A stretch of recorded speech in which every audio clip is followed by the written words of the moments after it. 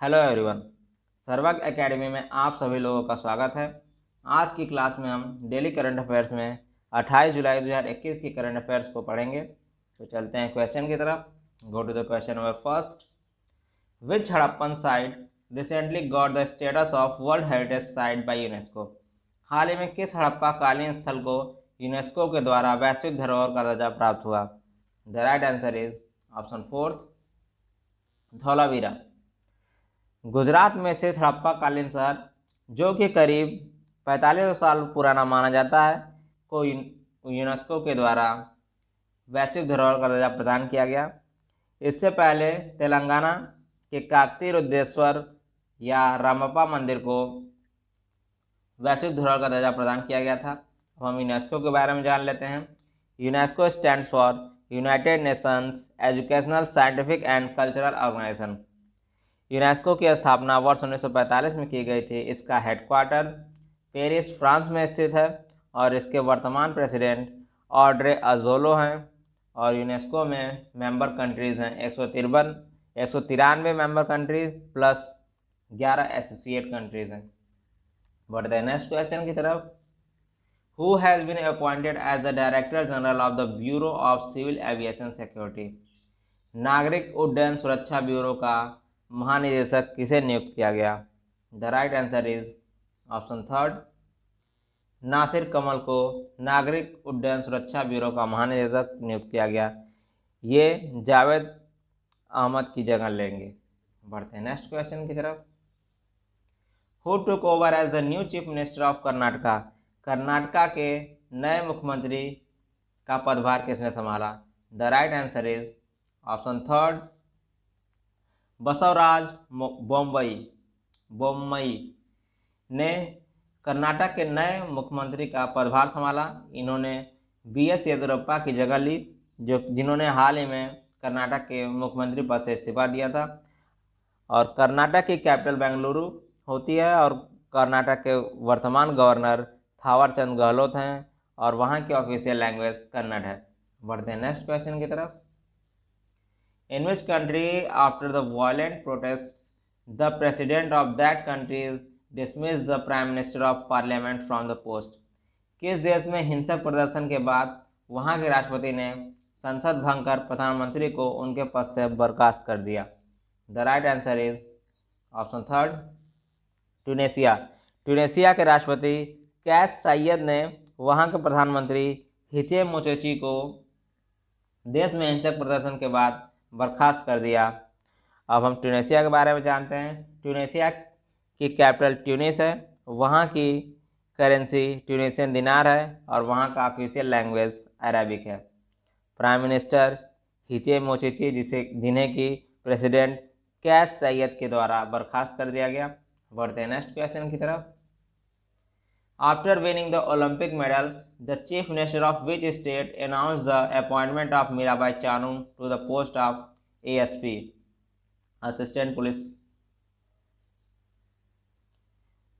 Olympic medal जीतने के बाद किस राज्य के मुख्यमंत्री ने मीराबाई चानू को ASP पद पर नियुक्त करने का ऐलान किया? Assistant superintendent of police.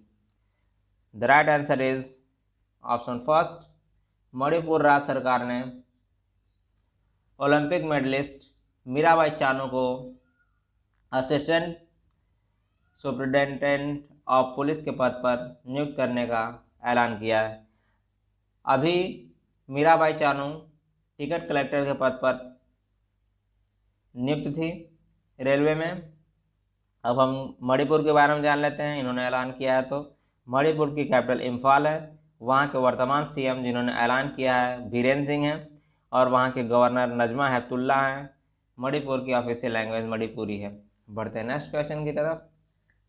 Recently who has been appointed as the police commissioner of Delhi. हाल ही में दिल्ली का पुलिस कमिश्नर किसे नियुक्त किया गया? The right answer is option थर्ड, राकेश अस्थाना को दिल्ली के नए पुलिस कमिश्नर के रूप में नियुक्त किया गया। ये CBI के पूर्व विशेष महानिदेशक रह चुके हैं तथा ये BSF के भी महानिदेशक रह चुके हैं। बढ़ते हैं नेक्स्ट क्वेश्चन की तरफ। Which portal has been launched by Uttar Pradesh chief minister Yogi Adityanath to interact with public. Uttar Pradesh के मुख्यमंत्री योगी आदित्यनाथ ने जनता से संवाद के लिए किस पोर्टल को लॉन्च किया? The right answer is option second up.my.government.in up.mygov.in। तो हम उत्तर प्रदेश के बारे में जानते हैं। उत्तर प्रदेश की कैपिटल लखनऊ है, वहाँ के सीएम आदित्यनाथ योगी हैं, वहाँ के गवर्नर आनंदीबेन पटेल हैं, वहाँ की ऑफिशियल लैंग्वेज हिंदी तथा उर्दू है। हिंदी को ऑफिशियल लैंग्वेज वर्ष 1951 में बनाया गया था, जबकि उर्दू को ऑफिशियल लैंग्वेज वर्ष 1989 को बनाया गया था। बढ़ते हैं नेक्स्ट क्वेश्चन की तरफ। IMF reduced India's growth rate for cost to how much. IMF ने भारत की वृद्धि दर के अनुमान को घटाकर कितना कर दिया? The right answer is option second. IMF ने भारत की वृद्धि दर को 12.5% से घटाकर 9.5% कर दिया। यह ऐसा IMF के द्वारा कोविड-19 की खतरनाक दूसरी लहर के कारण किया गया। अब हम IMF के बारे में जान लेते हैं। IMF stands for international monetary fund.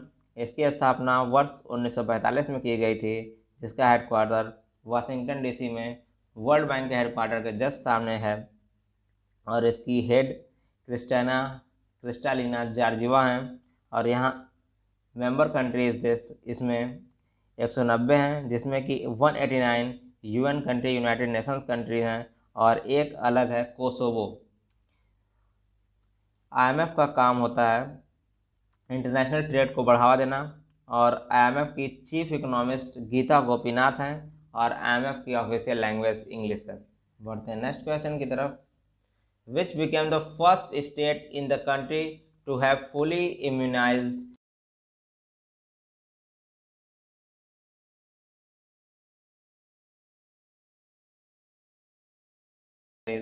Option second Maharashtra. Maharashtra 1 crore से अधिक लोगों का पूर्ण टीकाकरण करने वाला देश का पहला राज्य बना। तो महाराष्ट्र के बारे में जानते हैं। महाराष्ट्र की कैपिटल मुंबई है, वहाँ के वर्तमान CM उद्धव ठाकरे हैं, वहाँ के गवर्नर भगत सिंह कोश्यारी हैं। महाराष्ट्र की ऑफिशियल लैंग्वेज मराठी है। बढ़ते हैं नेक्स्ट क्वेश्चन की तरफ। Which became the first country in the world to allow the production of golden rice. Golden rice के उत्पादन की अनुमति देने वाला दुनिया का पहला देश कौन बना? The right answer is option third Philippines. Golden rice के उत्पादन की अनुमति देने वाला दुनिया का पहला राज्य फिलीपींस बना। फिलीपींस के बारे में जानते हैं हम। फिलीपींस की कैपिटल मनीला। फिलीपींस के प्रेसिडेंट रोड्रिगो ड्यूटेर्टो हैं, और फिलीपींस की करेंसी पेसो है, और वहाँ की ऑफिशियल लैंग्वेज फिलिपिनो और इंग्लिश है। तो आज की क्लास में हम इतना ही रखते हैं। अगर आपको ये वीडियो अच्छी लगी हो तो इसे लाइक और शेयर करना ना भूलें। Thank you very much.